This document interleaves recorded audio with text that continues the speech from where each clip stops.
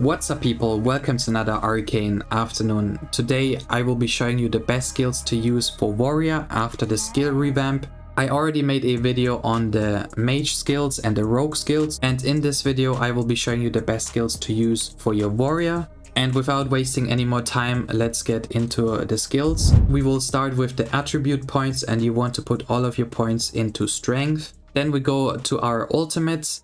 Here we take the Rage ultimate. The Rage ultimate is by far the best skill and ultimate in the entire game. It gives you 6 times strength for 15 seconds.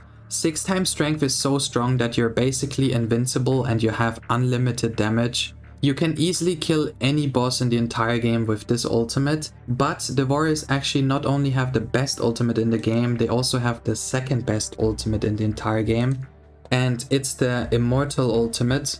This ultimate only gives you 3 times strength, which is still a lot of strength. I would love to have an ultimate for rogue that gives 3 times dex, so 3 times strength is still very OP, it still gives you a lot of damage. And with this ultimate you're also immune for 15 seconds, so you don't take any damage for 15 seconds. And this can be very OP in the temple vent, but because we're making a build for all normal maps, we will definitely take the Rage ultimate because you just get a lot more damage with this one. But for the temple vent you might want to use the Immortal ultimate. Next up we go to the passives, and here we take the armor, we also take the intelligence, we take the critical chance, speed, strength, gold loot, dexterity and haste. And now we get to the skills. The first skill we will be using is the Vengeful Blood.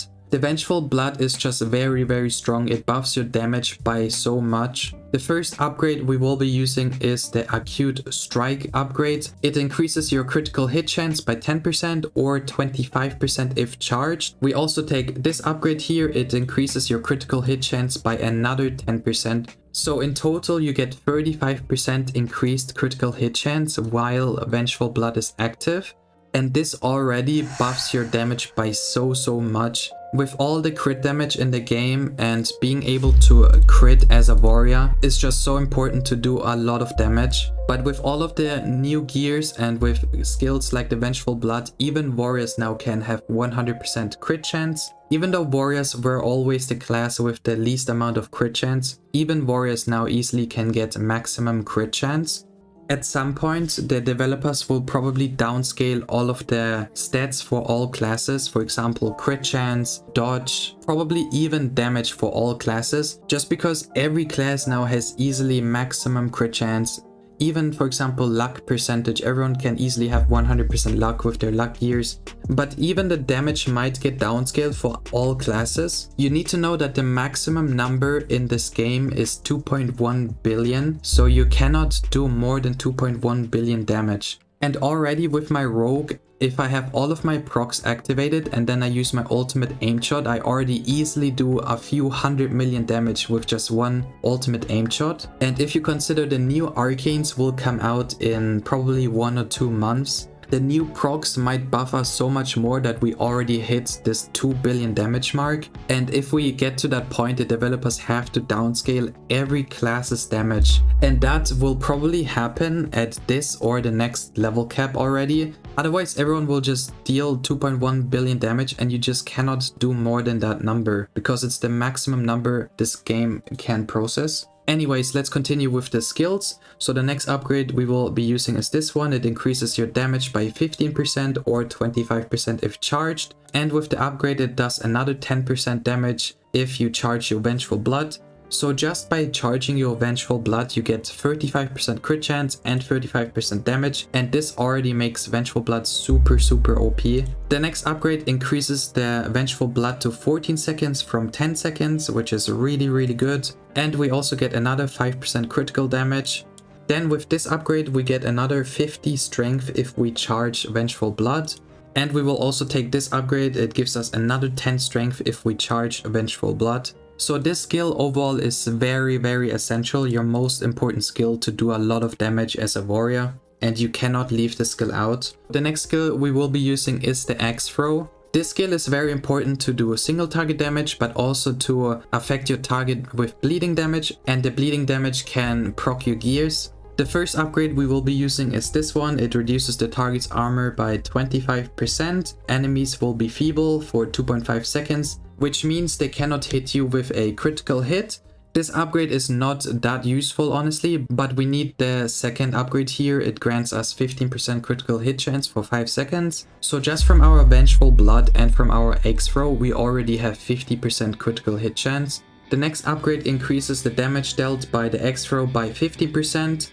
Which is also not that good, but we need this extra upgrade here. It increases our critical damage by 10% for 5 seconds. So this is a very OP, we need this. And the last upgrade we will be taking is this one. Enemies hit by X-Throw are now pulled towards you and taunted. We don't really need the pulling, but we need the taunting, for example for the Eats a G boss, so the boss targets you and not the rogue and the mage. We can also immediately go to the masteries and put 1 point into the X-Throw. We just need 1 point in the mastery because with this 1 point the X-Throw applies a 5-second bleed effect, and this is the reason we need this mastery. So this bleeding effect is so broken because you tick twice a second and each of these ticks can proc all of your Kraken gears. So let's quickly try the bleeding on one of these mobs. Let's pull one of them and now we use our X-Throw and count the ticks we get.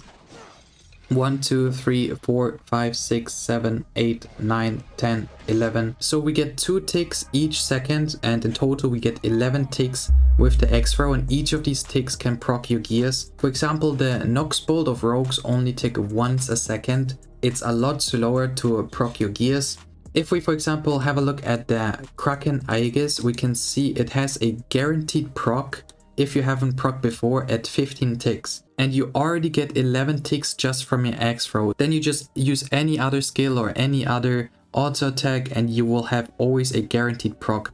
So you can really see why the X-Throw is so OP and you really have to use it to proc your gears. And in addition, it has decent single target damage, it gives you 10% critical damage and it gives you 15% critical hit chance. The X-Throw is just super strong and you have to use it.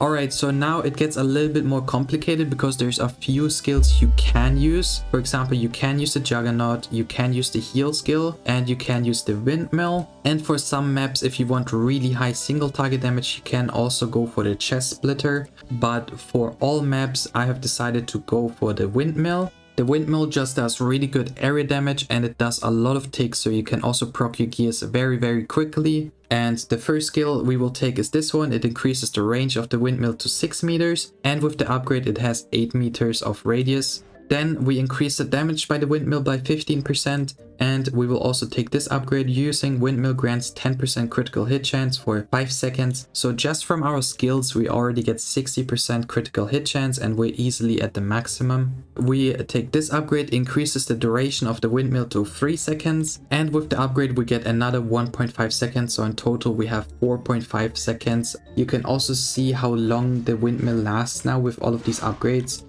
It's hard to see, but it's still going, it's still going, it's still going. So it lasts very long with all of these upgrades now. And it's really good to clear mobs and also to proc all of your gears. And for the last skill, I would either take the Juggernaut or I would take the heal skill. But I went for the heal skill just because you get 4.5 seconds invulnerability with this skill, which is just super OP. Alright, the first upgrade is this one. It increases the range of the heal to 8 meters. Then we take this upgrade, Charged Horn of Renew, now also taunts up to 5 nearby enemies. And we also take this upgrade, it increases your boss damage by 15% for 5 seconds. So this skill also helps you a little bit for extra damage on bosses. And now we get to the most important upgrade. With this one you get 2 seconds of invulnerability, and you can read here shield duration increased to 3 seconds with increased duration upgrade. So you need this upgrade here to get another 1 second invulnerability of this upgrade. It's a little bit confusing. And then with the extra upgrade, you get another 1.5 seconds if you have the increased duration upgrade. So in total, you do have 4.5 seconds invulnerability now. You can see it here, it lasts super long. So as long as you have this green shield on, you don't take any damage. You cannot take any damage. And you can also cover your teammates with this, so your teammates can also not take any damage.